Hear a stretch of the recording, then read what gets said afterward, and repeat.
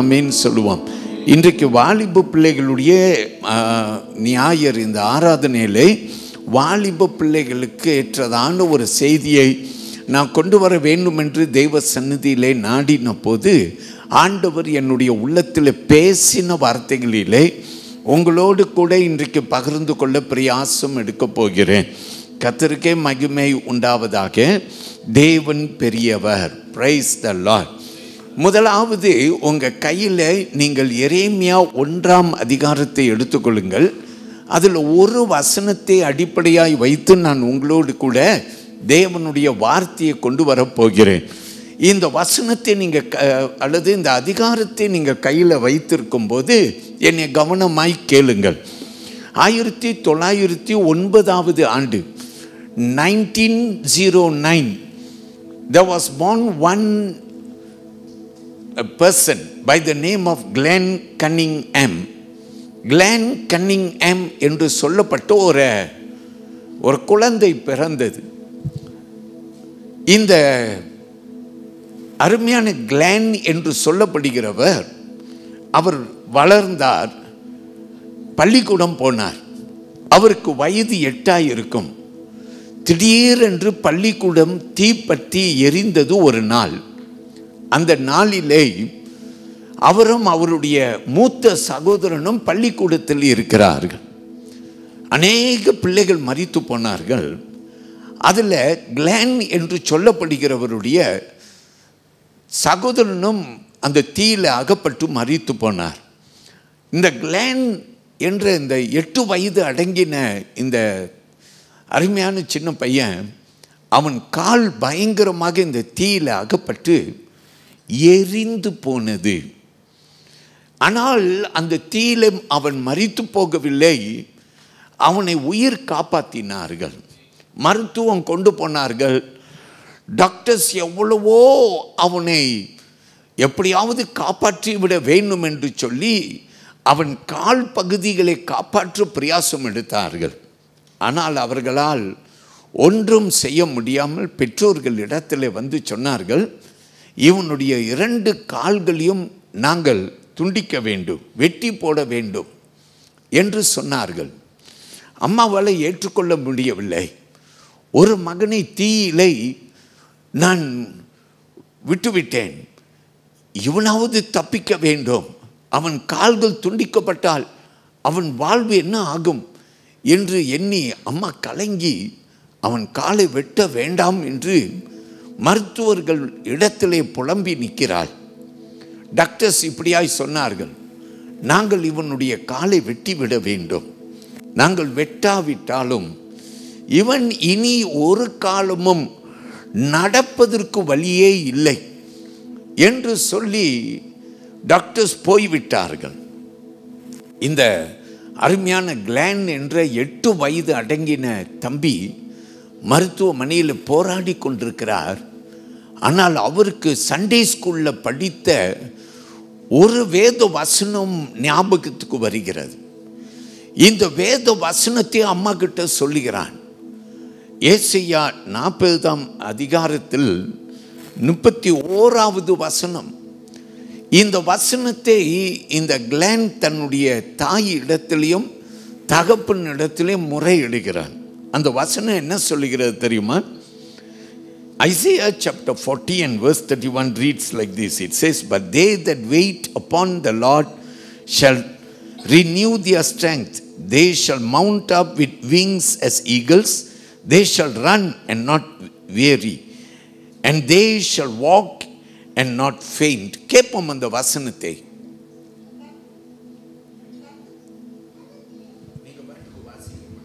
கர்த்தருக்கு காத்திருக்கிறவர்களே புது பலன் அடைந்து கழுகுகள் போல சேட்டைகளை அடித்து எழும்புவார்கள். அவர்கள் ஓடினாலும் இளைப்படைவார்கள், நடந்தாலும் சோர்ந்து போகார்கள். எல்லாரும் ஆமென் சொல்லுவோம். வலது கையை உயர்த்தி கொள்வோம். அருமையான கிளான் அம்மா கிட்ட மனப்பாடமாக இந்த வசனத்தை சொல்லி அவன் சொல்லுகிறான், ஆண்டவர் என்னோடு இருக்கிறார், நான் சோர்ந்து போக மாட்டேன், நான் மறுபடியும் நடப்பேன் என்று சொல்லுகிறான். பிரியமானவர்களே, பல மாதங்கள் பல வருடங்கள் அவன் காலுக்கு பலவிதமான சிகிச்சையை செய்தார்கள். பயங்கர வழிகளை, பயங்கர போராட்டங்களை இவன் கடந்து போனான். 2 வருடத்திற்கு பிற்பாடு சொல்லப்படுகிறது, அவன் முதல் அடி எடுத்து வைத்தானாம். மருத்துவர்கள் அவன் நடக்கவே முடியாது என்று சொல்லப்பட்ட இந்த கிளென் முதல் அடியை 2 வருடத்துக்கு பிற்பாடு எடுத்து வைக்கிறான். ஆமேன்னு சொல்லுவோமா? அதுக்கு பிற்பாடு சொல்லப்படுகிறது, அவன் நடக்க ஆரம்பித்தான். பல ஆண்டுகள் பயிற்சி செய்தானாம். I want all of you to go back and do a research on Glenn Cunningham. You will realize if Glenn Cunningham could do something like this, and then we surely, if we will focus, we can also do great things. Amen. இவர் என்ன செய்தாராம்? 1934 ஆண்டில் 1000 metre பந்தய போட்டியில் அவர் பங்கு பெற்று அவர் உலக record எடுத்தாராம். He took 4 minutes and 6.8 seconds and he broke the world record. அது மட்டும் அல்லாமல் சொல்லப்படுகிறது, ஒலிம்பிக்கில் 1936 இவர் பங்கு பெற்று இவர் 2வதாக ஓடி வந்தாராம். அருமையான கர்த்தருடைய பிள்ளையை, நடக்கவே முடியாது என்று சொல்லப்பட்ட மனுஷன் கிளென் நடந்தது மட்டும் அல்லாமல் ஓடி பந்தய போட்டியிலே ஜெயம் பெற்றான். வலது கையை உயர்த்தி ஒரு அல்லேலூயா என்று சொல்லுங்க. கர்த்தருக்கு மகிமை உண்டாவதாக.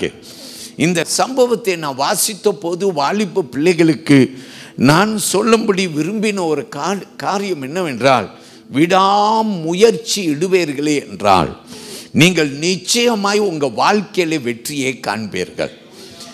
நீங்கள் நினைவு கூற வேண்டியது, இன்றைக்கு கிளென் கனிங்ஹாம் இவன் விடாமுயற்சி எடுத்தபடியினாலே எதை இவன் செய்ய முடியாது என்று மருத்துவர்கள் சொன்னார்களோ அதையே இவன் செய்து வெற்றி சிறந்தான்.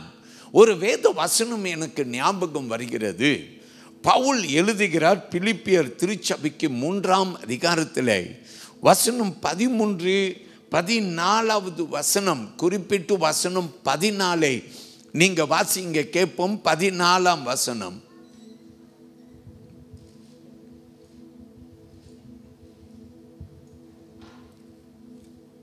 பிலிப்பியர் 3:14.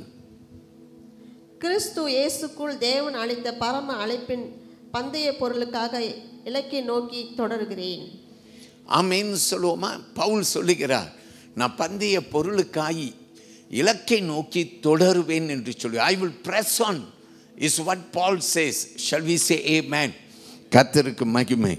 ஆண்டவருடைய பிள்ளைகள், வாலிப பிள்ளைகள், நீங்கள் எதை செய்ய நீங்கள் சித்தம் கொண்டாலும் கர்த்தர் உங்கள் வாழ்க்கையில் பெரிய காரியம் செய்ய வல்லவராக இருக்கிறார். ஓகே, இந்த வார்த்தையோடு எரேமியா 1ஆம் அதிகாரத்தை எடுத்துக்கொள்ளுங்கள். இன்றைய தலைப்பு ஆனது I am only a youth என்று ஒரு வாலிபன் ஆண்டவர்கிட்ட அறிக்கை செய்தான். அவன் சொன்னான், சிறு பிள்ளையாய் இருக்கிறேன் என்று சொன்னான். இதை ஒரு தலைப்பாய் உங்களோடு வைத்து நான் உங்களோடு பேச இருக்கிறேன். வசனம் 6 கவனித்து பார்ப்போம். I want you to look at verse 6. Then said I, our Lord God, behold, I cannot speak, for I am a youth. கேட்போம். கர்த்தராகிய ஆண்டவரே, இதோ நான் பேச அறியேன், சிறு பிள்ளையாய் இருக்கிறேன் என்றேன். நம்ம ஆமென் சொல்லுவோமா? நான் யாராய் இருக்கிறேன்? சிறு பிள்ளையாய் இருக்கிறேன் என்று இந்த எரேமியா ஆண்டவர் இடத்துல உரைக்கிறார். அவர் சொல்லுகிறார், நான் சிறு பிள்ளை. ஆண்டவருக்கு மகிமை உண்டாகட்டும். I am only a youth. I cannot achieve this. I cannot do this. நான் சிறு பையனாக இருக்கிறேன், சிறு பிள்ளையாக இருக்கிறேன், என்னால் இது செய்ய முடியாது என்று நீ எண்ணம் கொண்டிருந்தாய் என்றால், கிளென் என்பவர் அவர் வாழ்க்கையில் முடியாது என்றதை முடியும் என்று சாதித்து காட்டினார். அதே போல கர்த்தருடைய பிள்ளையை, நீ சிறு பிள்ளைத்தான் என்று சொல்லி நீ ஒரு வேளை எத்தனையோ காரியங்களை செய்ய நீ துணியாமல் இருப்பாய் என்றால், இன்றைக்கு ஆண்டவர் உன்னை ஆசீர்வதிப்பாராக. உன்னோடு கூட ஆண்டவர் இருக்க நான் உன்னை ஆசீர்வதிக்கிறேன். வாருங்கள், கொஞ்சம் இந்த வேத பகுதியிலே தெய்வ செய்தியை நாம் கேட்க பிரயாசம் எடுப்போம். இந்த எரேமியா வாழ்ந்த காலத்திலே யூதாவிலே ராஜா யார் என்றால் யோசியா என்று சொல்லி நாம் பார்க்குறோம். இந்த யோசியா ராஜாவை குறித்து நாம் நிறைய கேள்விப்பட்டிருக்கோம். இந்த யோசியா ராஜா 8 வயதாக இருக்கும்போது ராஜ பாரத்தை எடுத்தார். அது மட்டுமல்லாமல் அவர் ராஜாவான போது அவர் என்ன செய்தார் அப்படின்னு நாம் பார்த்தா, இவர் ஆண்டவருடைய பிள்ளையாக தன் தேசத்தை சுத்திகரித்தார் என்று சொல்லி நாம் பார்க்கிறோம். அப்படிப்பட்ட ஒரு நல்ல ராஜா, தேவ கண்களுக்கு நலமானதை செய்த ஒரு ராஜா தான் இந்த யோசியா ராஜா என்று சொல்லி பார்க்கிறோம். இப்படிப்பட்ட காலத்திலே ஆண்டவர் இந்த எரேமியாவை அழைக்கிறார். அந்த அழைப்பை நம்ம ஒரு சின்ன கண்ணோட்டம் விட்டு பார்ப்போமா? என்னோடு கூட வாருங்கள், வசனங்களே நாம் கவனிப்போம். வசனம் 1 - 10 வரைக்கும் நாம் பார்க்கிறோம்.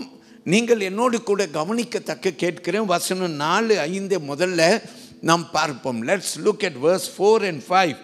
we will see how Jeremiah receives his call.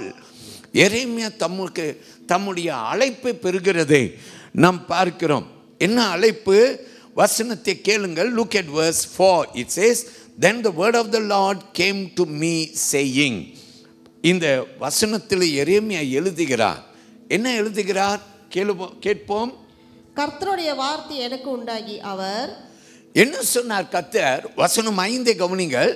before I formed you in the womb I knew you, before you were born I sanctified you and I ordained you a prophet to the nations. ஆண்டவர் சொல்லுகிறார், நான் உன்னை தாயின் வயிற்றில் உருவாக்கும் முன்னே உன்னை அறிந்தேன், நீ கர்ப்பத்தில் வெளிப்படும் முன்னே நான் உன்னை பரிசுத்த பண்ணி உன்னை ஜாதிகளுக்கு தீர்க்கதரிசியாக கட்டளையிட்டேன் என்று சொன்னார். ஆண்டவர் இந்த எரேமியாவுக்கு என்னெல்லாம் சொன்னார்? அவர் சொன்னார், நீ உன் தாயின் கருவத்தில் உருவாக்கப்படுவதற்கு முன்பு நான் உன்னை அறிந்தேன் என்று சொல்லுகிறார். 2வது ஆண்டவர் சொல்லுகிறார், நான் என்னத்திற்கு உன்னை அழைத்திருக்கிறேன்?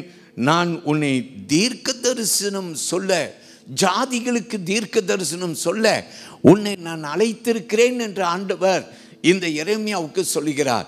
உன்னை அழைத்ததோடு உன்னை என்ன செய்திருக்கிறேன்? உன்னை சுத்திகரித்திருக்கிறேன். 3 காரியத்தை ஆண்டவர் இந்த 2 வசனத்திலே சொல்லுகிறார். எரேமியாவே, உன்னை தாயின் கருவத்திலே நான் அழைத்திருக்கிறேன் என்று சொல்லி அறிந்திருக்கிறேன். நீ உருவாகப்படுவதற்கு முன்பே அறிந்திருக்கிறேன். ஹல்லேலூயா! கர்த்தர் பெரியவர். எவ்வளவு அருமையா இருக்கிறது!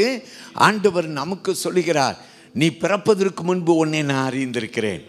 தாயின் கருவத்திலே நீ கற்பம் தரிக்கப்படுவதற்கு முன்பு உன்னை அறிந்திருக்கிறேன். Hallelujah. To young people and all people of God who are seated here, it feels so good when God tells us that I knew you even before you were formed in your mother's womb. God says, I know you. Sure enough. நமக்கு யாரு நல்லா தெரியும்? நம்ம அப்பா அம்மாவை, நம்முடைய கூட உடன் பிறந்தவர்களே நல்லா தெரியும்ல. ஆனால் ஆண்டவர் சொல்கிறார், அதற்கு மேலே உன் அப்பா உன் அம்மா உன்னை அறிவதற்கு முன்பே நான் உன்னை அறிந்திருக்கிறேன். ஆண்டவருக்கு நன்றி சொல்லுங்கள். கர்த்தர் பெரியவர். 2வது கர்த்தர் சொல்கிறார், இந்த எரேமியாவை பார்த்து சொல்லுகிறார், உனக்கு ஒரு அழைப்பு இருக்கிறது என்று சொல்லுகிறார். அது என்ன அழைப்பு? As a young man, Jeremiah was a very young man. Then God tells Jeremiah, you have a calling upon you. உன் மேல ஒரு அழைப்பு இருக்கிறது. இன்னைக்கு அருமையான வாலிப பிள்ளைகளை நல்ல கவனியுங்கள். ஆண்டவர் முதலாவது சொல்லுகிறார், நீ தாயின் கருவத்திலே உருவாகப்படுவதற்கு முன்பு உன்னை ஆண்டவர் அறிந்திருக்கிறேன் என்று சொல்றார். 2வது சொல்றார், உன் மேல ஒரு அழைப்பு இருக்கிறது என்று சொல்லுகிறார். எரேமியாவுக்கு சொன்ன வார்த்தையை இன்றைக்கு இந்த காலை வேளையிலே ஞாயிறு ஆராதனையிலே, வாலிபர் ஞாயிறு ஆராதனையிலே ஆண்டவர் வாலிப பிள்ளைகளுக்கு குறிப்பிட்டு சொல்கிறார், உன் மேல ஒரு அழைப்பு இருக்கிறது. அது என்ன அழைப்பு என்று சொல்கிறார்? அது என்ன அழைப்பு? What is the call that is upon you, young man? Young man, you have a call upon you. And this is the calling that is upon you. ஆண்டவர் சொல்றார், உன் மேல இருக்கிற அழைப்பு தீர்க்க தரிசன அழைப்பு. நம்ம எல்லாரும் சொல்லுவோம் ஆமென். அதற்கென்று ஆண்டவர் சொல்றார், நான் என்ன செய்திருக்கிறேன்? உன்னை சுத்திகரித்திருக்கிறேன் என்று சொல்லுகிறார். ஆமென். இன்னைக்கு இந்த சர்ச்சில் நீங்கள் உட்காந்துருக்கிறீங்க. அடிக்கடி ஆண்டவருடைய வார்த்தை நமக்கு வருகிறது. வாலிப பிள்ளைகள், நீங்கள் அங்கும் இங்குமாய் நீங்கள் ஒருவேளை செவி கொடுக்காமல் நீங்கள் அங்கெங்கும் போய் கொண்டு இருக்கலாம். ஆனால் இன்னைக்கு ஆண்டவர் இந்த ஞாயிற்றுக்கிழமை உன்கிட்ட பேசும்படி சொல்லுகிறார். நீ நினைக்கிறாய், நீ சர்ச்சுக்கு வந்துட்டு போகிற, ஜஸ்ட் நத்திங் மச், அப்படிலாம் நினைக்கிறான். ஆனால் உன் மேலே ஒரு அழைப்பு இருக்குன்னு சொல்லுகிறார். ஹல்லேலூயா. இந்த எரேமியாவுக்கு ஆண்டவர் சொல்கிறார், உன் மேலே இருக்க அழைப்பு என்ன அழைப்பு? தீர்க்க தரிசன அழைப்பு. எல்லாரும் ஆமீன் சொல்லுவோமா? ஹல்லேலூயா. ஆனால் அந்த அழைப்பை குறித்து பார்ப்பதற்கு முன்பு என் கூட கவனியுங்கள். இந்த செய்தியை கேட்ட எரேமியா, இன்னைக்கு இந்த செய்தியை கேட்கிற வாலிப தம்பி, வாலிப தங்கச்சி, உனக்கு ஆண்டவர் சொல்கிறார், உன் மேலே ஒரு அழைப்பு இருக்குது. உன் தாயின் கருவலை நீ உருவாக்கப்படுவதற்கு முன்பு உன்னை அறிந்திருக்கிறேன் என்று ஆண்டவர் சொல்லுகிறார். ஹல்லேலூயா. அவர் உன் மேலே அழைப்பு இருக்கு என்று சொல்லும்போது நீ எப்படி இதை எடுத்துக்கொள்கிறாய்? Are you brushing it aside? இது எனக்கு இல்லை, நான் இல்லை, it cannot be me, it is not for me. You can be anyone. You can be one who is serving in the church. You can be one who is just a very quiet person who is not involved in any activities in the church. You only come on a Sunday. ஒரு ஞாயிற்றுக்கிழமை மட்டும் ஆராதனைக்கு வருகிற உனக்கு ஆண்டவர் சொல்லுகிறார், உன் மேலே ஒரு அழைப்பு இருக்கு. உனக்கு தெரியுமா? நீ பிறப்பதற்கு முன்பு உன்னை நான் அறிந்திருக்கிறேன். ஆமீன் சொல்லுவோம். அப்போது எரேமியா ஆண்டவர்கிட்ட வாலிபனாய் இருக்கிற இந்த எரேமியா சொல்லுகிற வார்த்தை தான் அந்த 6ஆம் வசனம். எரேமியா சொல்லுகிறார், எனக்கு பேச வராது என்று சொல்லுகிறார். அல்லேலூயா. எனக்கு பேச வராது. சில வாலிப பிள்ளைங்க இருக்கிறாங்க. ஏன் வாலிப பிள்ளைகள்? இங்கே ஆலயத்தில் இருக்கிற பலர் இருக்கிறாங்க, பைபிள் நல்லா வாசிக்க தெரியும், நல்லா பைபிள் வாசிப்பாங்க. அவங்களுக்கு இருக்கிற ஒரு சின்ன ஃபோபியா என்னென்னா, மைக்கை பிடிக்கிற ஒரு ஃபோபியா. ஆங்கிலம் நல்லா வாசிக்க தெரியும், ஆனால் பைபிள் வாசிக்க முன்னுக்கு வர மாட்டாங்க. ஏன்னா எனக்கு க்ரௌடு ஒரு ஃபோபியா. எனக்கு க்ரௌடு மத்தியில் நிற்க முடியாது, என்னால் பேச வராது, எனக்கு முடியாது. அதனால தான் பாஸ்டர் பைபிள் வாசிக்க நான் வருவது கிடையாது, ஜெபம் பண்ணுறதுக்கு முன்னுக்கு வருவது கிடையாது. அல்லேலூயா. கர்த்தர் பெரியவர். எரேமியா சொல்லுகிறார், ஆண்டவரே எனக்கு என்ன செய்ய வராது? பேச வராது. அல்லேலூயா. நான் இன்னும் சிறு பிள்ளையாக இருக்கிறேன் என்று அவர் சொல்லி, ஐ cannot speak, I am only a youth, I am not used to speak. எனக்கு ஞாபகம் இருக்கிறது பிரியமானவர்களே, நான் வாலிப பையனாக இருக்கும்போது நான் அடிக்கடி சொல்லுவேன், எப்படி நான் வாலிப பிள்ளைகள் கூட்டத்திற்கு போய் கலந்து கொள்ளுவேன். நான் சொல்வது ஒரு பகுதி என்னென்றால், என்னை திடீரென்று வாலிப பிள்ளைகளுக்கு தலைவனாய் என்னை நியமித்தார்கள். அது ஒரு பக்கம் இருக்கட்டும். ஆனால் முத வாலிப சங்கத்திற்கு நான் போயிருக்கும்போது அவர்கள் திடீரென்று ஒரு பீஸ் ஆஃப் பேப்பர் கொடுத்தார்கள். இந்த பேப்பரில் என்ன இருக்குதோ நீ இதை பேசணும் அப்படின்னு சொல்லி எல்லாருக்கும் கொடுத்தார்கள். Praise the Lord. அப்போ இந்த பேப்பரில் ஒரு பேர் இருக்கும், அங்கே வந்திருக்கிறவர்களுடைய ஒரு பேர் இருக்கும். அப்போ எனக்கு யார் பேர் கிடைத்ததோ அவர்களை குறித்து ஒரு 4 நல்ல வார்த்தை நான் சொல்லணும். இன்றைக்கி என்ன நீங்கள் சொல்லி யார் இந்த இடத்துல எழுந்து நின்றாலும் 4 நல்ல வார்த்தை எனக்கு சொல்ல முடியும், பழகி கொண்டேன். ஆனால் அன்றைக்கு I am never a person who stood in the crowd. நான் ஒரு சின்ன கூட்டத்தில் கூட நின்றது கிடையாது, என்னால் நிற்க முடியாது. நான் பார்த்தேன் இந்த பேப்பரை, எல்லாரையும் பார்த்தேன், இந்த நபரை பார்த்தேன். அந்த நபரை குறித்து 4 வார்த்தை சொல்கிறதுக்கு வரும், ஆனால் கூட்டத்தில் சொல்ல வராது. அதனால் நிறைய வாலிப பிள்ளைகள் என்ன செய்திருப்பீர்கள், குவையட்டாக வாஷ்ரூம் போகிறேன்ட்டு அப்படியே காண போயிருப்பீர்கள். நானும் கூட முத யூத் ஃபெலோஷிப்பில் எனக்கு இந்த ஸ்லீப்பை கொடுத்த போது எனக்கு பேச வராது என்ற பயத்திலே நான் என்ன செய்தென்றால், பயங்கரமாய் பயந்து பேசாமல் வெளியில் வாஷ்ரூம் போகிற மாதிரி போயிட்டு திரும்பி உள்ளுக்கு வரவே இல்லை, போயிட்டேன். இதுதான் என்னுடைய ஆரம்பம். பிரியமான தேவ பிள்ளைகளே, இந்த எரேமியா சொல்லுகிறார், எனக்கு பேச வராது, ஐ cannot speak. எரேமியா சொல்கிறார், I am also only a youth, நான் ஒரு வாலிபன் அல்லது சிறு பிள்ளை தான் என்று சொல்லி அவர் சொல்லுகிறார். அப்போது ஆண்டவருடைய வார்த்தை 7ஆம் வசனத்திலே வருகிறது.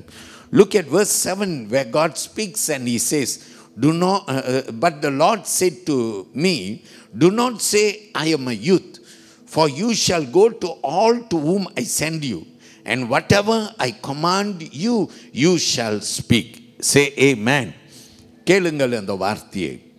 ஆனாலும் கர்த்தர், நான் சிறுபிள்ளை என்று நீ சொல்லாதே, நான் உன்னை அனுப்புகிற எல்லாரிடத்திலும் நீ போய் நான் உனக்கு கட்டளையிடுவவைகளை எல்லாம் நீ பேசுவாயாக.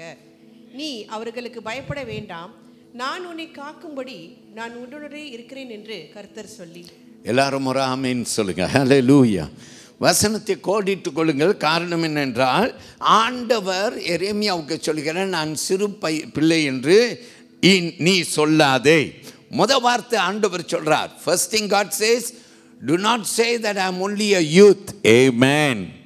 உன் மேலே என்ன இருக்குன்னா ஒரு அழைப்பு இருக்கு. ஆண்டவர் சொல்றார், உன்னை சிறு பிள்ளை என்று நீ சொல்லாதே என்று சொல்லுகிறார். உன் மேலே இருக்க அழைப்பு என்ன அழைப்பு? தீர்க்க தரிசன அழைப்பு. நான் பேச சொல்லுகிறது நீ போய் பேசுவாயாக. ஆமேன். இப்படி ஆண்டவர் நான் போக சொல்கிற இடத்துக்கு நீ போ, நான் பேச சொல்கிறது நீ பேசுன்னு சொல்கிறாரு. எத்தனை அருமையாக இருக்குது. ஆமேன். கர்த்தர் பெரியவர். நீங்களாய் என்ன பேசணுன்ட்டு நினைத்தீங்கன்னா பயமாக தான் இருக்கும். ஆனால் ஆண்டவர் உன்னை பேச வைக்கக்கூடிய தேவன். ஏன்னா அழைப்பு கொடுத்தவர் யார்? அவரே. அதனால் நீ கலங்காதே. ஆண்டவர் நிச்சயமாய் உன்னை நடத்துவார். அவருக்கே நம் மகிமை செலுத்துவோம். ஆமென் சொல்லுவோமா? How many of you have this experience, that you have experienced God? உன் வாழ்க்கையில் ஆண்டவர் தெய்வம் என்று உனக்கு ஒரு அனுபவம் இருக்கு. வாலிப பிள்ளைகள் உண்டா இங்க?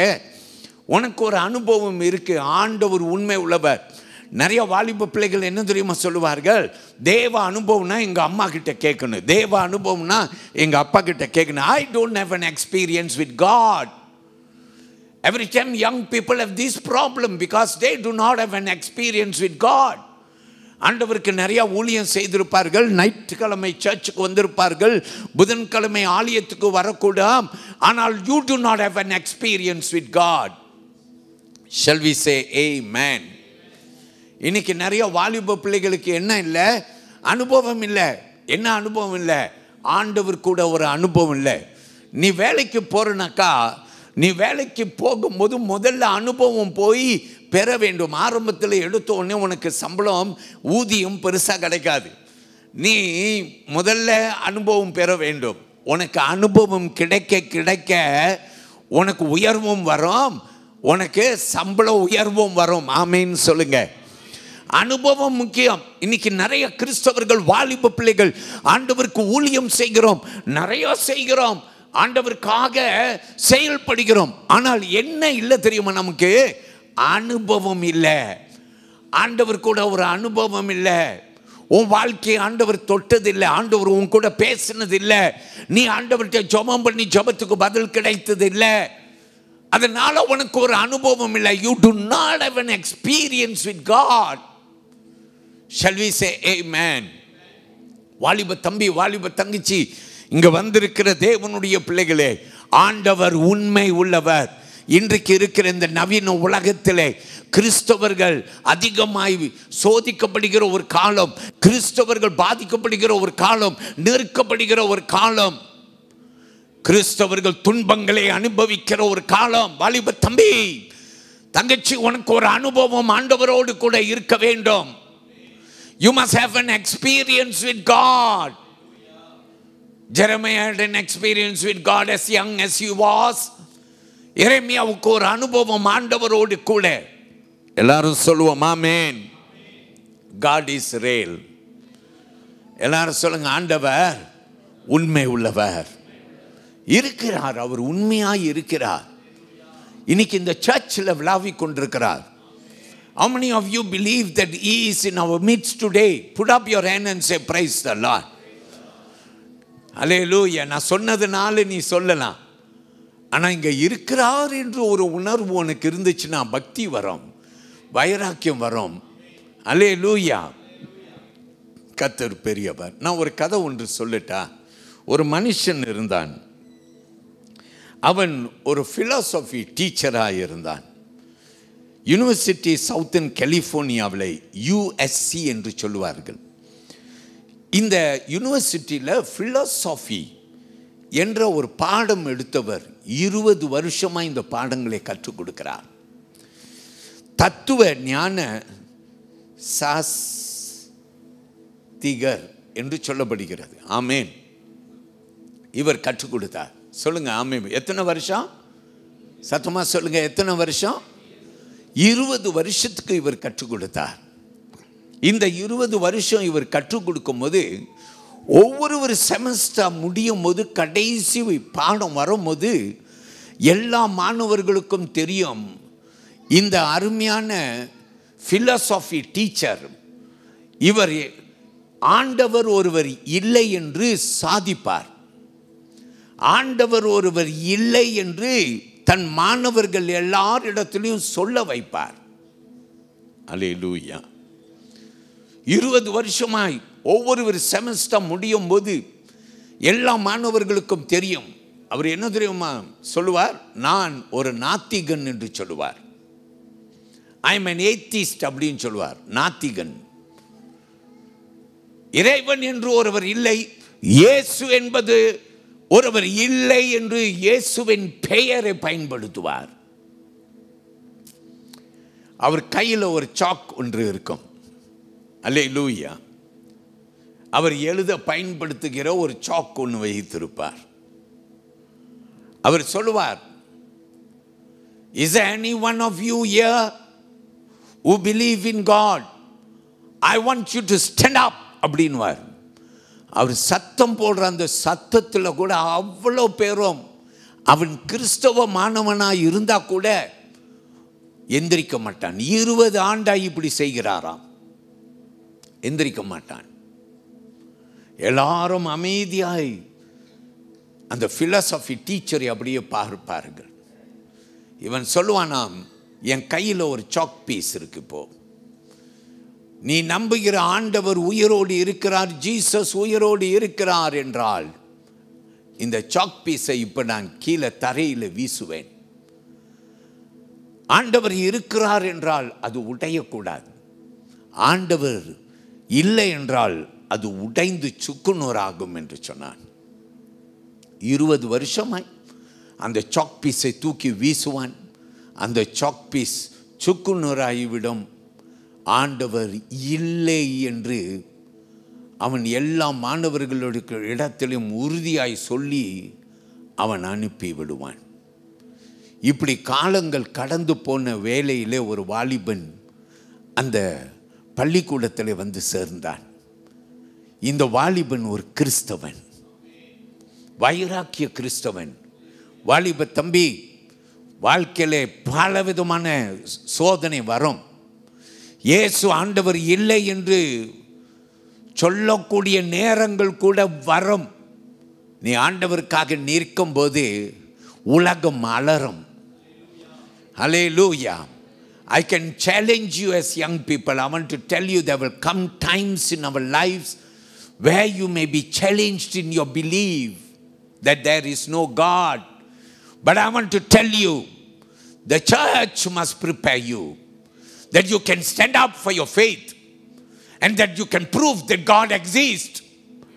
And I want to tell you, you can turn the world upside down. Say amen to it. வாலிப தம்பி, வாலிப தங்கச்சி, கேள், இது உண்மையான ஒரு சம்பவம். It is a true story that took place. A young man came into this college. ஒரு வாலிப தம்பி இந்த காலேஜ்குள்ளார வந்தார். இங்க வரும்போதே இவருக்கு சொல்லிட்டாங்க, டேய், ஒவ்வொரு செமஸ்டர் முடியும் போது நம்ம பிலாசபி டீச்சர் ஒரு நாத்திகன், இவர் இப்படி தான் சவால் விடுவார், ஒருவனும் எழுந்து நிற்க மாட்டான்டா என்று சொல்லி இந்த வாலிபன் ஒவ்வொரு ராத்திரி வேலையில் ஆண்டவர் சமூகத்தில் முழங்கால் இட்டு ஜெபம் பண்ணுவானா. என்ன ஜெபம் தெரியுமா பண்ணுவானா? ஆண்டவரே, இந்த கடைசி செமஸ்டர் கடைசி நாள் வரும்போது இப்படி என் விசுவாசம் ஆண்டவரே சோதிக்கப்படும், நான் எழுந்து நிற்பேன், நீங்கள் தான் எனக்கு துணையாக இருக்குன்னு ஜெபம் பண்ணுவானா. வலது கையை உயர்த்தி ஆண்டவரை மகிமைப்படுத்துங்க. 3 மாதமாய் ஜெபம் பண்ணானாம். 3வது மாதம் வந்தது, அந்த கடைசி நாள் வந்தது. ஃபிலசாஃபி டீச்சர் கையில் என்ன இருக்கு? சாக் பீஸ் இருக்கு. ஃபிலசாஃபி டீச்சர் பார்க்குற பார்வையே சரியில்லை. எப்போதும் உரைக்கிறது போல சொல்லுகிறார், நான் ஒரு நாத்திகன். அல்லேலூயா. இறைவன் என்று, தேவன் என்று, இயேசு என்று ஒருவர் இல்லை என்று சொல்லுகிறான். அவர் இருப்பார் என்றால் இந்த சாக் பீஸை நான் கீழே எரியும் போது அது உடையக்கூடாது என்று சொல்லுகிறான். அருமையான கர்த்தருடைய பிள்ளையை, யாராவது இங்க ஆண்டவர் இருக்கிறார் என்று சொல்லி எழுந்து நிற்பீர்களா என்று கேட்டான். உடனே இந்த வாலிபன் எழுந்து நின்றான். எல்லாரும் அவனை திரும்பி பார்த்தார்கள். யாரும் எந்திரிச்சு நிற்கல. எத்தனை மாசமாய் இவன் இரவுல ஜெபம் பண்ணிக்கிட்டு இருக்கிறான்? 3 மாதமாய் ஜெபம் பண்ணிட்டு இருக்கிறான்.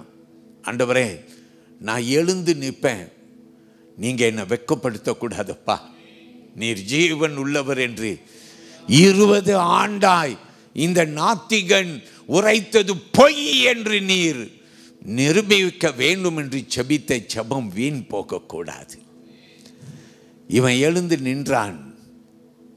அந்த பிலசாபி டீச்சருக்கு ரொம்ப கோபம் வந்துருச்சு. சத்தமாக ஆண்டவர் இல்லை என்று ஒரு கூக்கரலிட்டார். இவன் ஒன்றும் சொல்லல. இவன் நின்றவனுமாய் கையை உயர்த்தினான். அப்போது இந்த பிலசாபி டீச்சர் சொன்னார், இந்த சாக்கை நான் எடுத்து கீழே என்ன செய்ய போறேன்? வீச போறேன்.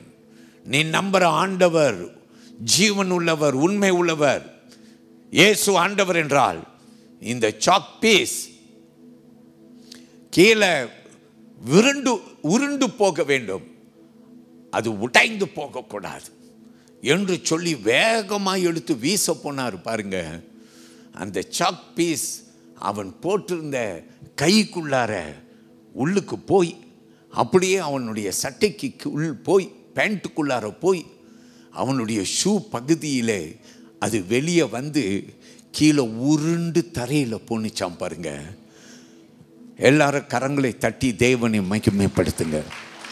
கர்த்தர் பெரியவர். பிரியமானவர்களே, நான் ஆர்வமாக வாசித்தேன். நான் என்ன தெரியுமா கண்டுபிடித்தேன்? அந்த பிலசாபி டீச்சர் 20 வருஷமாய் இப்படி நடக்காது என்று சொல்லி இவன் நிறைய பேர் வாலிப வயதிலே கெடுத்தான். பிரியமானவர்களே, இன்றைக்கு ஆண்டவர் நான் ஜீவன் உள்ளவர் என்று வெளிப்படுத்தினார். அந்த அந்த அந்த பிலசாபி டீச்சர் அந்த ரூமை விட்டு ஓடி போயிட்டாராம். எல்லாரும் ஒரு ஆமேன்னு சொல்லுங்க. ஓடி போயிட்டாராம். ஏன்னா he couldn't understand how the chalk could get into his shirt and that it could go in through his body and through his pants, and how could it go down to his shoes and roll on the floor in the midst of everyone watching. Amen. He had no answer to it. But I want to tell you, people of God, the God whom you and I are worshiping and serving is true. நிறைய பேர் வெளியில இயேசு உண்மை இல்லை. இந்த Olympics game நடக்கும்போது opening செரமனியை குறித்து இயேசுடைய சீஷர்களோடு கூட மேலறையில் அவர் போஜனம் வந்ததை அவர்கள் காட்டினார்கள். ஆனால் இன்றைய நவீன நம்பிக்கையிலே தூஷணப்படுத்துறது போல காட்டினார்கள். Even till today you can see a lot of videos and a lot of comments of people who are angry, but Christians are a loving kind of a people. Amen. That's the difference in our faith. நம்முடைய விசுவாசம் எப்படிப்பட்டதுன்னா, கோபப்படுவோம் ஆனால் அன்பை வெளிப்படுத்துவோம். The whole world was on an uproar. Hallelujah. இந்த ஒலிம்பிக்ஸை ஆயத்தப்படுத்தினவர்கள் மன்னிப்பு கேட்டு அதை எடுத்து விட்டார்கள். But damage is already done. But I want to tell you, young men, young lady, வாலிப தம்பி, வாலிப தங்கச்சி, you must stand for your faith. You must stand for your faith. Amen. எல்லாரும் சொல்லுங்க ஹalleluya. நம்முடைய விசுவாசத்துக்கு நாம் என்ன செய்ய வேண்டும்? நாம் யாவரும் நிற்க வேண்டும். எல்லாரும் ஆமென் சொல்லுங்க. நம் மத்தியில் ஒரு எரேமியா எழும்ப வேண்டும். நம் மத்தியில் ஒரு தானியேல் எழும்ப வேண்டும். நம் மத்தியில் ஒரு தாவீது எழும்ப வேண்டும். தெரியுமா ஏன் உங்க பேரெல்லாம் சொல்றேன்னு தெரியுமா? பிரியமானவர்களே, எரேமியா ஆண்டவருக்காக நின்றவன். முதல்ல பேச வராது என்று சொன்னவன், சிறு பிள்ளையா இருக்கிறேன் என்று சொன்னவன், பின்பு பிரபுக்கள் மத்தியிலே நின்றவன், புலம்பினவன். ஆமேன். மனம் திரும்புங்கன்னு அழுதவன். ஆமேன். என் பிரியமான ஆண்டவருடைய பிள்ளையே, கர்த்தர் உன்னை தேர்ந்தெடுத்துட்டாருன்னா அவர் உன்னை சும்மா விட மாட்டார். ஒரு தாவீதை கோலியாத்து முன்னால் நிறுத்தினர். அல்லேலூயா. என் ஆண்டவரை நீ தூஷிக்கிறியா? இந்த பார், என் ஆண்டவர் நாமத்திலே வந்திருக்கிறேன். பெரிய உருவம் படைத்த கோலியாத்து முன்னுக்கு சின்ன தம்பி தாவீது நிற்கிறான். உன்னை பார்க்க சின்ன பையன் மாதிரி தான் தெரியும். உங்கள் வீட்டிலேயே உனக்கு என்னது இல்லை, மதிப்பு இல்லைன்னு வச்சுக்கோ. உங்கள் வீட்டிலேயே உன்னை சின்ன பையன் தான், சின்ன பிள்ளையாக தான் பார்க்குறாங்க வச்சுக்கோ. ஆனால் ஆண்டவர் உன்னை பெரிய ஆளாக பார்க்குறார். இந்த சின்ன ஆளை வச்சு பெரிய ஆளை அசைச்சிடுவார். எல்லாரும் ஆமேன்னு சொல்லுங்க. I tell you, you can be small, but God can do tremendous things through you. If God could use a very little boy, David, to stand before Goliath and win Goliath, I tell you, you can win your giant. Amen. உன் வாழ்க்கையில் வரக்கூடிய எந்த விதமான பிசாசின் ஆயுதங்கள் வாய்க்காது, மலைகள் வாய்க்காது. எல்லாரும் ஆமேன்னு சொல்லுங்க. பெற்றோர்கள் பிள்ளைகளுக்காக ஜெபம் பண்ணின காரணம் என்ன? உன் பிள்ளைகளை கர்த்தர் நடத்த வல்லவராக இருக்கிறார். பெற்றோர்களுக்கு ஒரு சின்ன ஒரு ஆலோசனை கொடுக்கத்தக்க ஒரு சில பகுதியை எடுக்க போகிறேன். எடுத்துக்கொள்ளுங்க சீக்கிரமாய், நம் கேட்போம் சீக்கிரமாய். முதலாவது ஒரு 2 பகுதி மட்டும். நிறைய பைபிளில் இருக்குங்க. புதையல். பைபிள் ஒரு புதையல். Bible is a treasure. Do you know that? For many of us, Bible is boring. You don't read the Bible. Some people say, when I read the Bible, I go to sleep. So Bible seems to be boring. But I want to tell you, I've been preaching on the Word of God for more than 40 years and I have been enjoying it. Say amen. வலது கையை உயர்த்தி ஒரு ஆமேன் சொல்லுங்க. பெற்றோர்களுக்கு ஒரு சின்ன ஆலோசனையாக உங்களுக்கென்று நான் எடுத்த ஒரு சின்ன வேத பகுதி, யாத்திரையாகமம் புஸ்தகம் 2ஆம் அதிகாரம் முதல் 11 வசனங்களை நீங்கள் பார்த்தீங்கன்னா, ஒரு தாயின் பயணம். ஒரு தாய் ஒரு குழந்தையை பெற்றெடுக்கிறார். அவனுடைய பெயர் மோசே என்று பார்க்கிறோம். அப்போது ராஜாவுடைய ஒரு கட்டளை பிறக்கிறது. ராஜா பார்வோவுடைய ஒரு கட்டளை. என்ன கட்டளைனா, எபிரேயர் பிள்ளைகள் எல்லாரும் பெருத்து கொண்டிருக்கிறார்கள். அப்புறம் நம்முடைய தேசத்தில் எகிப்தில் இவங்க பெரிய கூட்டமாகறாங்க. இவங்களை ஏதாவது ஒன்று பண்ணுன்னு. ஸோ ராஜா என்ன தெரியுமா பண்ணார்? ராஜா உடனே ஆண் மக்கள், 2 வயதுக்கு கீழ் உள்ள ஆண் மக்கள் எல்லாரையும் கொன்று போடுங்கள், நைல் நதியில் வீசுங்கள் என்று சொன்னார். ஆமேன். நீங்கள் வசனத்தை கவனிங்க பிரியமானவர்களே. தாயின் விசுவாசம் நல்லா கவனிங்க. நம்ம எல்லாருக்கும் நல்லா தெரியும், மோசே ஒரு பெரிய மனுஷன் ஆனான். ஆனால் அவன் பெரிய மனுஷன் ஆனதற்கு பின்னால காரணம் தன் ஆண்டவர், தன்னுடைய தாய். ஆமேன் சொல்லுங்கள். அல்லேலூயா. ஏன்னா இந்த மோசே அப்படிப்பட்ட காலத்தில் பிறந்தார். தாய் மறைத்து வைக்க முடியல. ஒரு கூடையை ஒன்று பண்ணி அந்த கூடையில் பிள்ளையை கடத்தி நைல் நதியிலே மிதங்க விட்டு விட்டாள். பிள்ளை நிலைமை என்ன ஆகுமோ? எந்த பார்வோவுடைய ஆட்கள் பார்த்தாலும் பிள்ளையை கொன்று போட்டு விடுவார்கள். ஆனால் தாயுடைய விசுவாசம் பாருங்க. தன் பிள்ளையை காக்க பிரயாசம் எடுத்தார். தாய் என்ன செய்ய பிரயாசம் எடுத்தா? தன் பிள்ளையை பாதுகாக்கும்படி. அவள் பாதுகாத்தா. அப்புறம் பாதுகாக்க முடியல. அவள் ஒரு கூடையை பண்ணி அந்த கூடையில் பிள்ளையை கடத்தி அந்த பிள்ளையை நதியில் விட்டுட்டான். எல்லாரும் சொல்லுங்க ஹல்லேலூயா. நான் உங்களுக்கு சில வேத வர்ணிப்பு கொடுக்க போகிறேன். Come with me to Exodus chapter 2. எல்லாரும் வாங்க. முதல் 2 வசனத்தை நீங்கள் கவனிங்க. நம்ம பார்க்க போகிறோம் என்ன வசனம் நமக்கு சொல்லுகிறது. Come with me to chapter 2 and I want you to look at verse 1 and 2. And a man of the house of Levi went and took as wife a daughter of Levi. So the woman conceived and bore a son, and when she saw that he was a beautiful child, she hid him 3 months. அப்படின்னு வேதம் சொல்லுகிறது. வசனத்தை கவனிங்க. லேவியின் குடும்பத்தாரில் ஒருவன் லேவியின் குமார்த்திகள் ஒருத்தி வாக பண்ணினான். அந்த ஸ்திரீ கர்ப்பவதியாகி ஒரு ஆண் பிள்ளையை பெற்று அது அழகுள்ளது என்று கண்டு அதை 3 மாதம் ஒளித்து வைத்தாள். நல்லா கவனிங்க. எப்படி உள்ளதா? அழகுள்ள குழந்தை. அப்போ மோசே எப்படி இருந்திருக்கிறார்? அழகாக இருந்திருக்கிறார். அல்லேலூயா. தாய் இந்த அழகு, நான் போய் கொஞ்சம் பைபிளில் கொஞ்சம் யோசித்து ஆய்வு செய்து பார்த்தேன். இந்த அழகு, அல்லேலூயா, அந்த தாய்க்கு என்ன தெரிந்தது? இந்த குழந்தை முக அழகா அல்லது இந்த குழந்தை ஒரு விசேஷித்த குழந்தை என்ற ஒரு அழகா? ஆமென். Can you think about the physical beauty that the mother would have seen in the baby? Maybe the facial appearance of the child, because the child is just born. Or is it something else that she saw in the child, that she was out to protect a child? Shall we say amen? Hallelujah. வேதம் சொல்லுகிறது, அவள் பிள்ளையை நேசித்தபடினால. ஒவ்வொரு பெற்றோர்களும் உங்கள் பிள்ளைகளை நேசிக்கிறீங்க. Every one of us, we love our children. Every parent will do anything to protect our children. எந்த பெற்றோர்களாக இருந்தாலும் நம்ம என்ன செய்வோம்? நம்முடைய பிள்ளைகளை நம்ம பாதுகாப்போம். அல்லேலூயா. பைபிளில் ஆண்டவர் சொல்ல, தாய் தன் பாலகனை மறப்பாளோ அவள் மறந்தாலும் நான் மறக்க மாட்டேன். மறக்க மாட்டா. ஆண்டவர் சொல்ற மறக்க மாட்டா.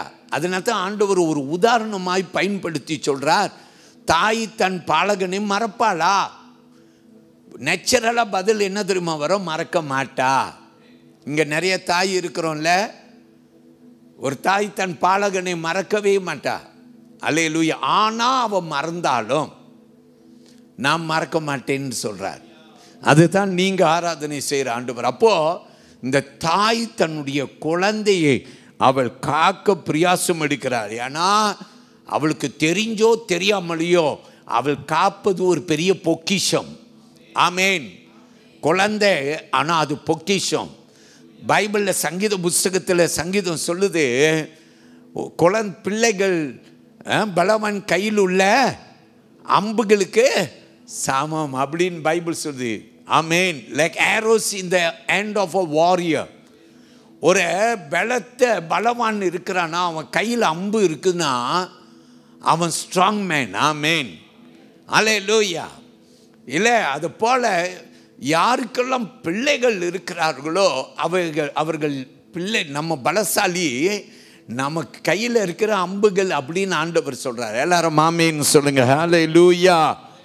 கர்த்தருக்கு மகிமை. பிரியமானவர்களே, இந்த தாய் என்ன செய்தார்? அவள் குழந்தையை காத்தாள். எத்தனை மாதம்? 3 மாதம். அப்புறம் அவளால் காக்க முடியல. அவள் நைல் நதியில் விட்டு விட்டாள். அவள் விடும்போது அடுத்தது அவளுடைய எண்ணம்லாம் என்ன தெரியுமா? ஆண்டவரே, என் பிள்ளையை நான் 3 மாதம் காத்துட்டேன், இதுக்கு மேலே என்னால் காக்க முடியல. ஆண்டவரே, இனிமேல் நீங்கள் தான் பார்த்துக்கணும். எல்லாம் ஆமேன்னு சொல்லுங்க.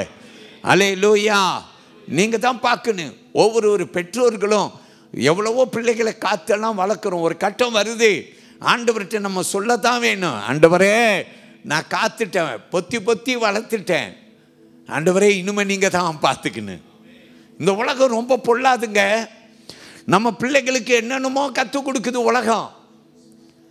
என்னென்னமோ கற்றுக் கொடுக்குது. Sometimes you are not in control. You don't know what your children are being taught.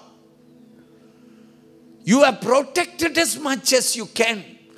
But then there comes a time when you have to let go. Then you have to depend on God.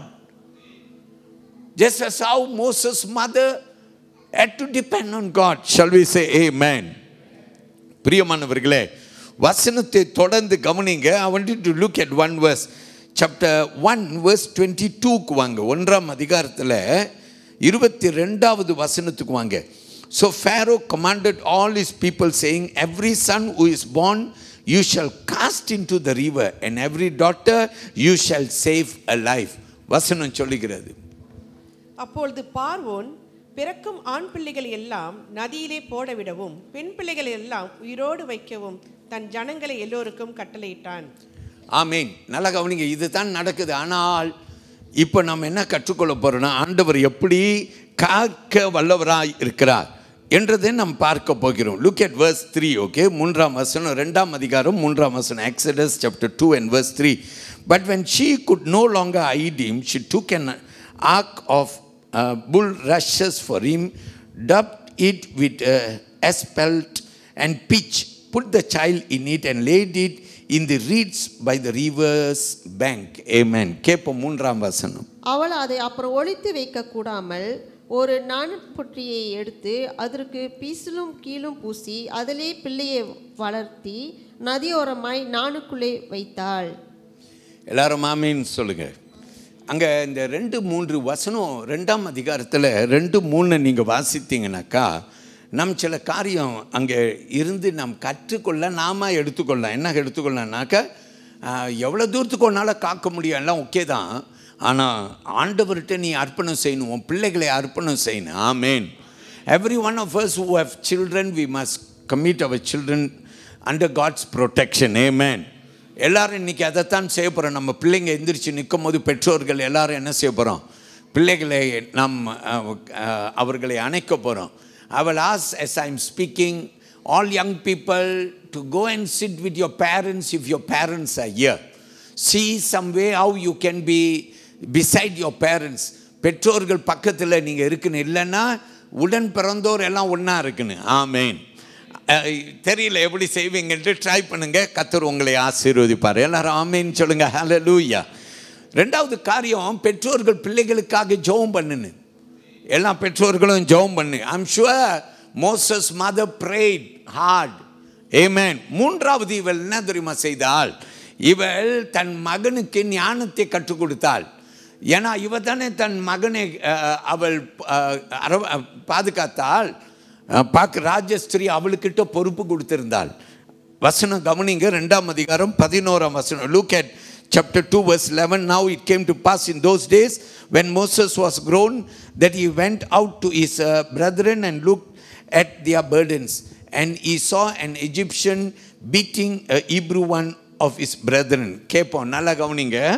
மோசே பெரியவனான காலத்தில் அவன் தன் சகோதரரிடத்தில் போய் அவர்களை சுமைக்கிற பார்த்து தன் சகோதரர்களாகிய எபிரேயரில் ஒருவனை ஒரு எகிப்தியன் அடிக்கிறதை கண்டு. ஏமே, நல்லா கவனிங்க. மோசே குறித்து வேதம் சொல்லுது. வசனம் நீங்கள் 9 வாசிங்க. வசனம் சொல்லுகிறது, அவள் தன்னுடைய குழந்தையை, யார்? மோசையுடைய தாய் தான் தன் குழந்தையை என்ன செய்தாள்? பார்வோடைய ராஜஸ்திரீ குழந்தையை எடுத்து அவ கையில், தாய் கையில் தான் கொடுத்தா. இப்போ தாய் அந்த குழந்தையை பாலூட்டி சீராட்டி தாளாட்டுகிறாள். ஆமேன். நல்லா கவனிங்க. அப்படின்னா மோசே யாருக்கு கீழே வளர்ந்தாள்? தன்னுடைய தாய்க்கு கீழே ஒரு யூத குழந்தையாய் எகிப்தியருடைய வீட்டில் அரண்மனையிலே வாழ்கிறான். ஒரு ஆமேன்னு சொல்லுங்க. ஹல்லேலூயா, ஹல்லேலூயா. ஸோ வேதம் நமக்கு சொல்லுகிறது, ஒரு நாள் மோசே வெளியே போகிறார். ஒரு யூதனும் ஒரு எகிப்தியனும் ஒரு யூதனும் சண்டை போட்டுட்டு இருக்காங்க.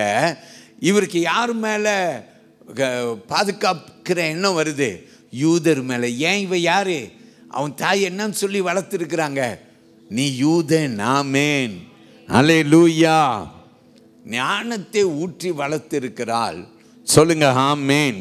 கர்த்தர் பெரியவர். பிரியமானவர்களே, இப்படியாய் நீ உன் பிள்ளையை வளர்ப்பாய் என்றால் உன் பிள்ளை ஆண்டவரை விட்டு விலகாதுங்க. நிறைய பெற்றோர்கள் பிள்ளைகளை விட்டுடுறீங்க. ஒரு காலம் வந்த பிற்பாடு நீங்கள் அழுகிறீங்க. இல்லை, ஐயோ லேட் ஆகிருச்சா? இல்லை, இப்போ கூட ஜெபம் பண்ணு. உன் பிள்ளை யாராக இருந்தாலும் ஆண்டவர் உன் ஜெபத்தை கேட்டு உன் பிள்ளைக்கு மாற்றம் கொடுப்பார். ஒரு வேத வசனத்தை எடுக்கிறேன், திரும்பி எடுத்துக்கொள்ளுங்க. 1 சாமுவேல் 2ஆம் அதிகாரத்தில் வசனம் 12 36 வரைக்கும் போனீங்கன்னா ஏலி என்று ஒரு ஆசாரியனை பார்ப்பீங்க. சாமுவேல் பெற்று அன்னாள் பெற்று கொண்டு வந்து இந்த ஏலி கையில் தான் கொடுத்தாள். ஆனால் இந்த ஏலியுடைய 2 ஆண் மக்கள், அவர்களை குறித்து வேதம் சொல்லுகிறது, அவர்கள் துன்மார்க்கம் செய்தார்கள். ஒரு ஊழியக்காரனுடைய 2 பிள்ளைகள் துன்மார்க்கம் செய்தார்கள். சபையை சிரிக்கிறது. துன்மார்க்கம் செய்தார்கள் என்று வேதம் சொல்லுகிறது. அல்லேலூயா. அப்போ பைபிள் வசனம் என்ன தெரியுமா சொல்லுகிறது? எடுத்துக்கொள்ளுங்கள். 1 சாமுவேல் 3ஆம் அதிகாரத்தை எடுத்துக்கொள்ளுங்கள். 1 சாமுவேல் 3ஆம் அதிகாரம். ஆமேன். அதில் வசனம் 13 கவனிக்க போகிறோம். Look at verse 13.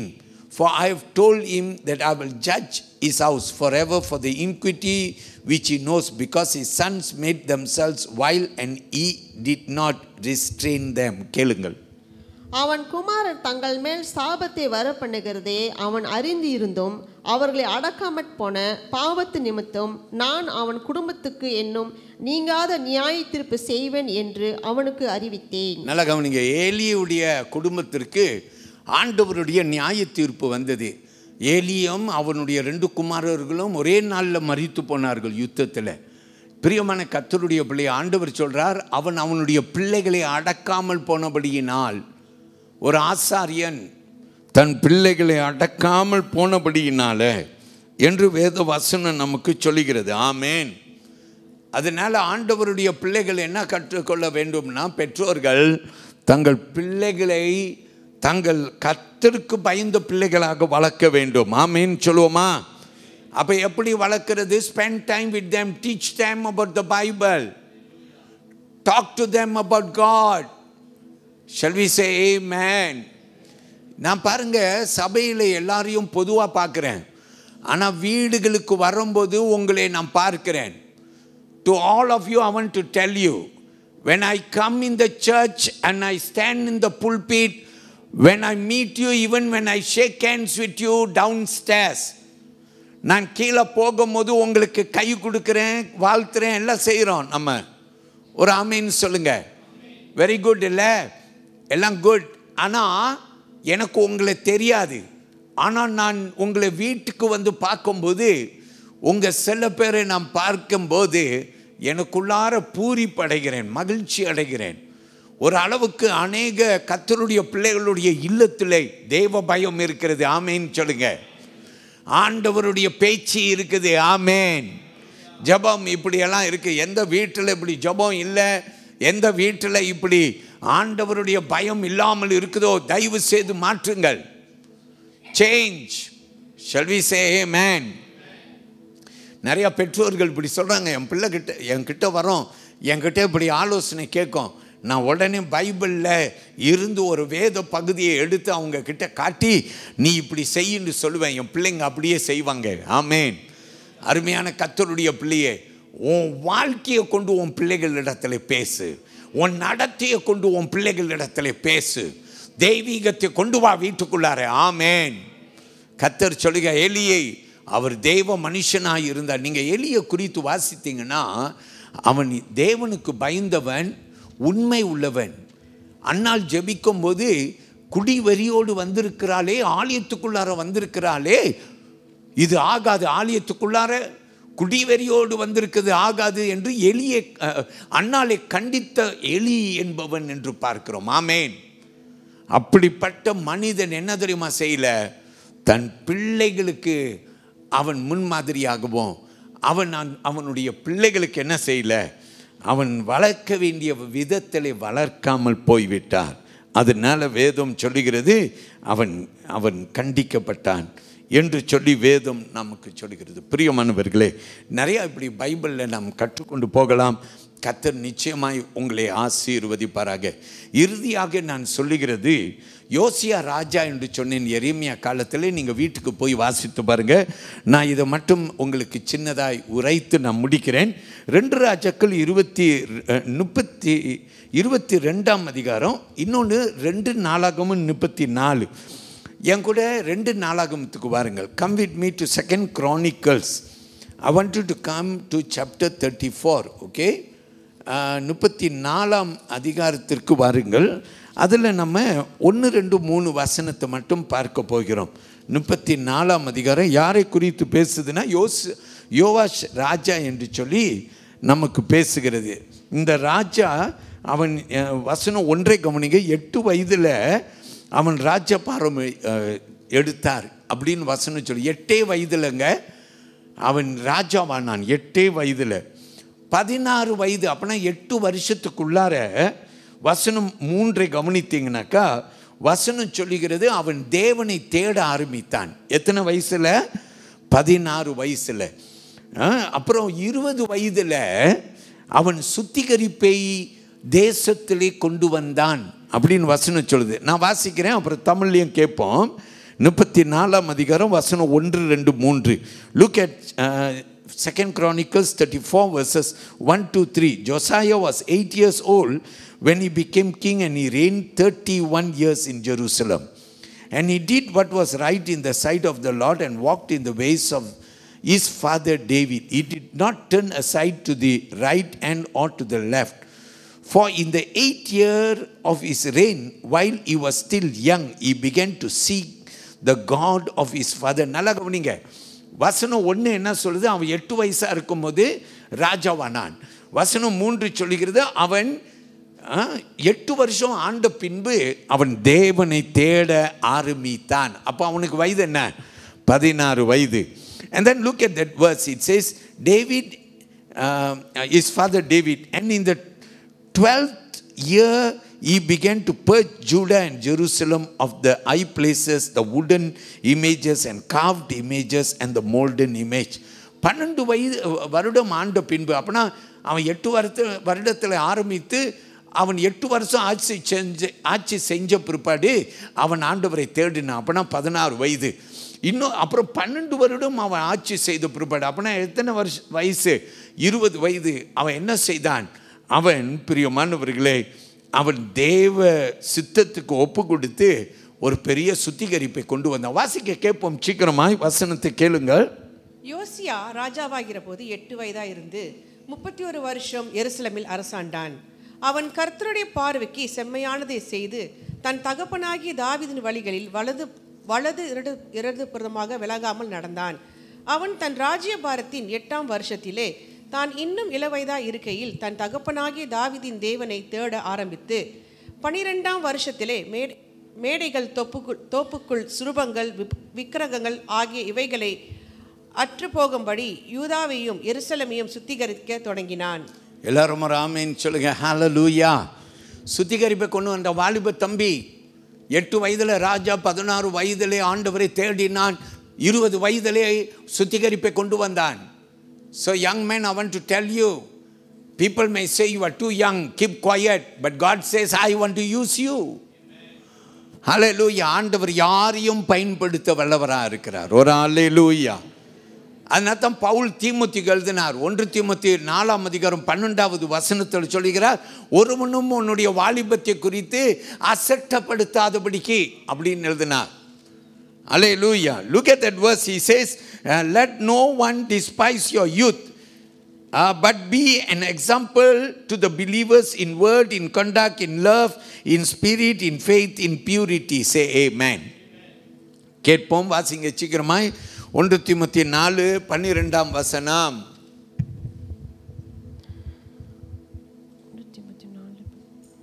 உன் இளமையை குறித்து ஒருவனும் உன்னை அசட்டை பண்ணாத படிக்கு நீ வார்த்தையிலும் நடக்கையிலும் அன்பிலும் ஆவியிலும் விசுவாசத்திலும் கருப்பிலும் விசுவாசிகளுக்கு மாதிரியாயிரு. எல்லாரும் ஆமென் சொல்லுவோம். ஹல்லேலூயா. பிரியமானவர்களே, நான் முடிக்கும் போது ஏவப்பட்டேன்.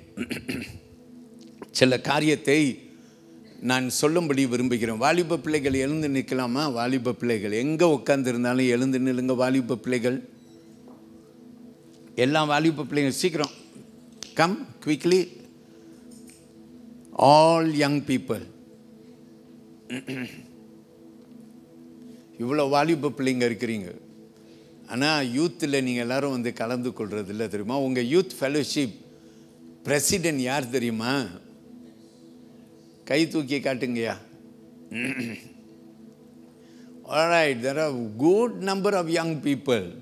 ஸோ அலெக்ஸ்க்கு ஒரு பெரிய பொறுப்பு இருக்குது. இவ்வளோ யங் பீப்புளும் உங்களுடைய மீன் தொட்டிக்குள்ளே சேர்க்கணும், சரியா? இவங்கெல்லாம் உங்களுடைய மீன்கள். நல்லா பார்த்துக்கிறீங்களா? முக்கச்சம் பண்ணுறீங்களா? மேலெலாம் உட்காந்துருக்காங்க. யங் பீப்புளெலாம் கீழே உட்காந்துருக்கணும். ஹல்லேலூயா. Okay, very good. அப்படியே வாலிப பிள்ளைங்க இருங்க. நான் சில காரியங்களை யோசித்து பார்த்தேன், சரியா? யங் பீப்புளுடைய பிரச்சனைகள் நிறையா இருக்கலாம், பெற்றோர்களுக்கு தெரியாமல் இருக்கலாம், சரியா? பெற்றோர்கள் சில சமயத்தில் படிப்பை குறித்து ரொம்ப வலியுறுத்துவாங்க. கண்டிப்பாக பெற்றோர்கள் வலியுறுத்துவாங்க. நானும் என் பிள்ளைகளை வலியுறுத்துகிறேன். என் பசங்கக்கிட்ட சொல்லுவேன், டேய் அன்றைக்கி நல்லா படிச்சிருந்தேன்னாக்கா அப்படின்னு சொல்லுவேன். அன்றைக்கி இதெல்லாம் செஞ்சுருந்தேனாக்கா, அல்லேலூயா, படிக்கிற வயதில் கண்டிப்பாக பிள்ளைகள் படிக்க தான் வேணும். ஆமேன்.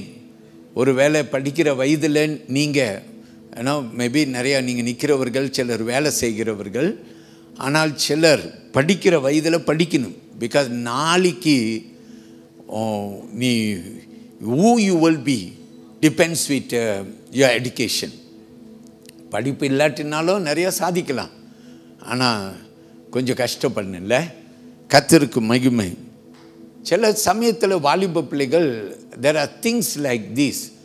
சைபர் புல்லியிங் கேள்விப்பட்டிருக்கீங்களா? சைபர் புல்லியிங் அதாவது இன்டர்நெட்டில் நீங்கள் நிறைய சட்டிங், நீங்கள் நிறையா சம்டைம்ஸ் சில பேர் திடீர்னு ப்ரௌஸ் பண்ணிகிட்டு இருந்தால் பார்த்தா நம்ம பசங்க பயங்கரமாக இருக்காங்க. ஃபேஸ்புக்கில், குறிப்பிட்டு இன்ஸ்டாகிராமில், டிக்டாக்கில் கூட வராங்க நம்ம பசங்க. ஆச்சரியமாக இருக்குது. But let me tell you something. I don't go and disturb anyone of you, but be careful. Don't let anyone to bully you. Cyber bullying அப்படின்னு கேள்விப்பட்டிருக்கீங்களா? Don't let anyone to bully you. Anyone of you involve in vape? யாராவது இப்போ வேப்புன்னு இந்த cigarette குடிக்கிறத vape, it has come so small, so tiny, so very tiny, யாருக்குமே தெரியாது. நீ சும்மா ஒரு பென் டிரைவ் வைத்திருக்கிறது மாதிரி தான் இருக்கும். சும்மா வாயில் இப்படி வச்சுட்டு சும்மா அப்படி என்னமோ பண்ணுற மாதிரி பண்ணுவான், ஆனால் வேப் பண்ணிக்கிட்டு இருப்பான். பெற்றோர்களுக்கு தெரியுமா? Any of your children now நீங்கள் உடனே இதை குறித்து ஒன்று செய்யலைனாக்கா அடிக்ஷன் ஆகிடும், ஹெல்த் பாதிக்கப்படும். சில பிள்ளைங்க நிற்கிறாங்க, ஃபேமிலி கான்ஃப்ளிக்ட் இருக்குது, குடும்ப பிரச்சனை இருக்குது, அப்பா அம்மா கூட ஒத்து போகலை,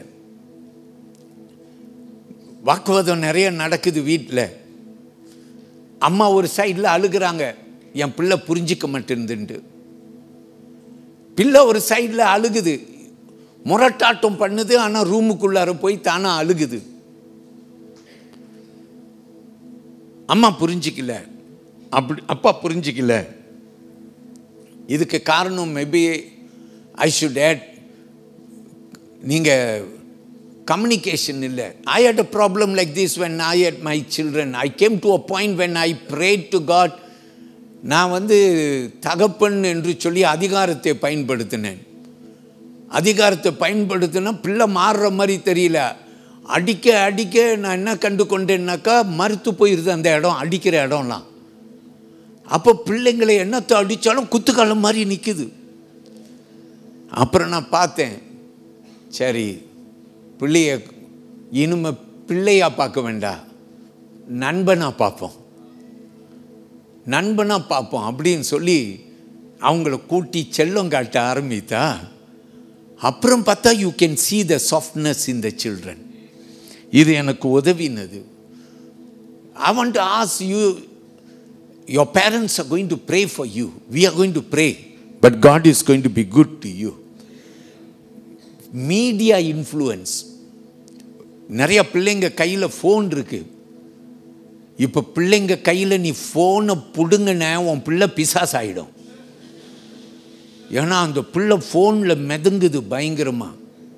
அப்பா அம்மாவுக்கு நல்லாவே தெரியுது, என் பிள்ளை கையில் தப்பாக ஃபோனை கொடுத்துட்டேன், இன்றைக்கி ஃபோனை பிடுங்க முடியல, ஆர்ப்பாட்டம் பண்ணுது வீட்டில் அப்படின்னு சொல்ல பெற்றோர்கள் சரியா கஷ்டப்படுறாங்க. என்ன செய்யணும்னு தெரில. I want to tell you, we have to pray, because God looks at your child as somebody great. I want you to look at your child as somebody great. Hallelujah. சில பிள்ளைகள் நம்ம ஒரு இந்த மாதிரி வயதில் வரும்போது என்ன மாதிரி ப்ராப்ளம் இருக்கும்னா, காதல் ப்ராப்ளம் இருக்கும். பார்க்குறதெல்லாம் ஆசை வரும், பார்க்குற பையனெல்லாம் ஆசை வரும், பார்க்குற பொம்பளை பிள்ளையெல்லாம் ஆசை வரும். ஸோ பிள்ளைங்க ரொம்ப கேர்ஃபுல்லாக இருக்கணும். பொம்பளை பிள்ளைங்க, நான் வளர்ந்த காலத்தில் பொம்பளை பிள்ளைங்க கீழே தலை போட்டது தூக்காமல் நடந்து போகும். இப்போ இருக்க பிள்ளைங்க வேறு மாதிரி. ஆம்பளை பையனுங்க தலையை கீழே போட்டு போகிற அளவுக்கு பொம்பளை பிள்ளைங்க இப்போ தலை நிமிந்துட்டாங்க. Hallelujah. Sometimes I tell you, we cannot understand the world already. The world has changed. So I want to tell you, people of God, do something. Do something.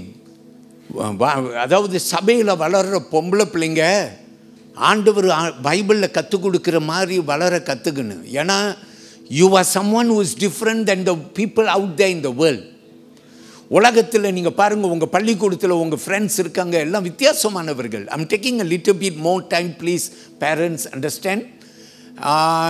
அதனால் நான் உங்களுக்கு சொல்லுகிறேன், கேளுங்கள் பிள்ளைகள், பிரியமானவர்களே. நீங்கள் என்ன செய்யுங்க, நீங்கள் உங்களை திருத்திக் கொள்ளுங்கள். Try, see if you can do something about this. Do something. For girls, நீங்கள் வளர்கிற வயசில் have you heard about sexual harassment? பள்ளிக்கூடத்துலேயோ அல்லது உங்களுடைய வேலை இடத்துலையோ அல்லது நீங்கள் ட்ராவல் பண்ணுற இடங்களிலே, ஸ்கூல் பஸ்ஸாக இருக்கலாம், you have been harassed, sexually harassed. தமிழில் அதுக்கு ஒரு வார்த்தையை பார்த்தேன். I don't know how to read it, but sexual harassment அப்படின்னு, துன்புறுத்துதல், செக்ஷுவல் துன்புறுத்துதல், சரியா, பாலியல் துன்புறுத்துதல். எஸ், அப்படி தான் வருது வார்த்தை, சரியா. யங் கேர்ள்ஸ், நீங்கள் இப்படிப்பட்ட சம்பவங்கள் நடந்தால், the first person you must go and tell is not your friends. Your friends will laugh about it and they will make you feel like, hey, it's nothing, but it is dangerous. Go and tell your parents. பெற்றோர் இடத்திலே சொல்லுங்கள்.